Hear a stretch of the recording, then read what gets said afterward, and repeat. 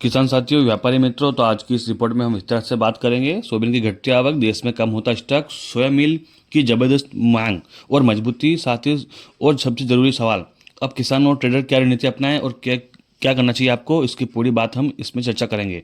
Soybean की आवक क्यों बनी हुई है कम? दोस्तों, अगर हम दिसंबर महीने के आंकड़ों की बात देखें तो देश में सोयाबीन की कुल आवक लगभग 10 लाख टन दर्ज की गई है, जबकि पिछले साल इसी अवधि में करीब 12 लाख टन थी। यानी इस बार आवक में करीब 16% की बड़ी गिरावट देखने को मिल रही है।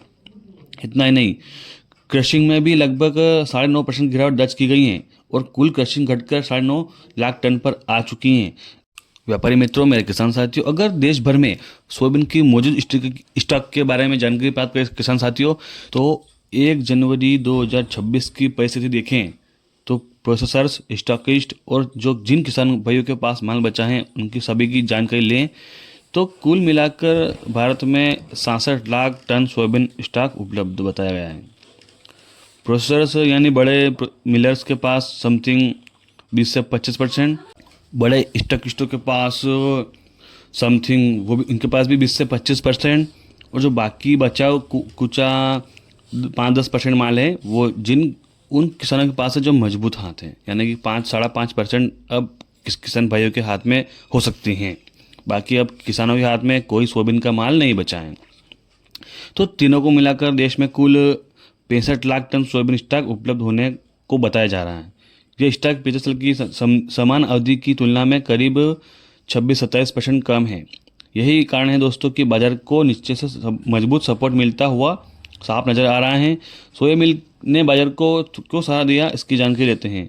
अब बात करते हैं सोया मिल की। नवंबर के अंत में अब तक सोया मिल के भाव में 400-500 रुपये प्रति क्विंटल की तेज बढ़ोतरी दर्ज की गई है।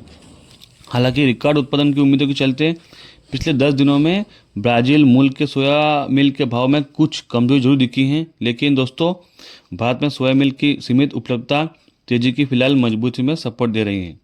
जब तक ब्राज़ील में बड़े पैमाने पर आयात शुरू नहीं होता तब तक सोयाबीन और सोया मिल के भाव मजबूत रहने की पूरी संभावना बताई जा रही है। और पिछले कई वीडियो में हमने आपको जो लक्ष्य बताए थे, 5500 तक का होने का लक्ष्य बताया था, वह टारगेट कंप्लीट हो चुका है।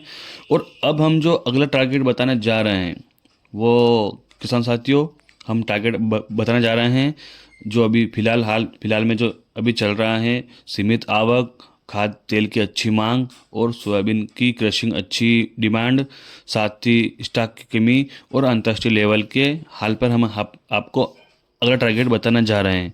और ये टारगेट तब काम करेगा जब सरकार का कोई हस्तक्षेप ना हो और जैसा भाई बाजार चल रहे हैं वैसा ही बाजार चलता रहे। तो अगला संभावित टारगेट किसान साथियों 5700 रुपये के आसपास होने की बात हम कह रहे हैं।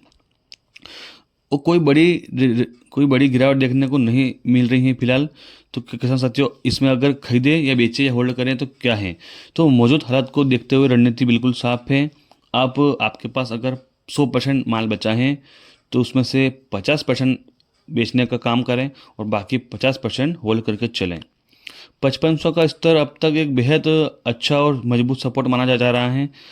अब तक इस स्तर के नीचे या इसके नीचे जाने पर अभी एक मजबूत ब्रेक की आवश्यकता होती है, जो कि अभी नहीं है। तो किसान साथियों, व्यापारी मित्रों, अभी जो बाजार संकेत है काफ़ी मजबूत देखने को मिल रही हैं। और सप्लाई की कमी, किसानों की मजबूत होल्डिंग, सोया मिल की मजबूत मांग, इन तीनों कारण से सोयाबीन के भाव में मजबूत सहारा मिल रहा है। वहीं खाद्य तेल की अच्छी मांग, अंतर्राष्ट्रीय बाजारों में अच्छी तेजी या कोई नकारात्मक खबर सामने नहीं आई है। तो आने वाले समय में सोयाबीन की तेज़ी का ट्रेंड और अच्छा मजबूत रह सकता है।